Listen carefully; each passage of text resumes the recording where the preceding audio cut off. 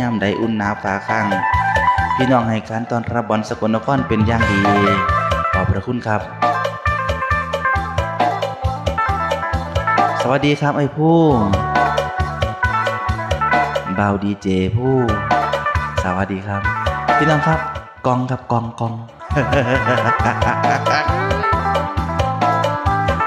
ติดตามเจ้าของกองน้ำแน่พี่น้องครับเป็นหมู่เป็นพวกได้เวลาอีกแล้วครับขึ้นมาอีกคือเก่าขึ้นหอดซุ่มพี่น้องเจ้าจังโง่โค้งเตามาผู้ขาบอลสกลนครมานั่งเบานั่งคุยกับพี่กับน้องบอลสกลนครน้ำบ่อาผาบ่ซักมีบ่ใส่ถนนเดินได้เป็นบางสายลูกไส้หลาหน้าตีนบานหลานแม่ตูญามานั่งเบานั่งคุยตั้งแต่เวลาตี 5 ฮอด7:30โดยประมาณ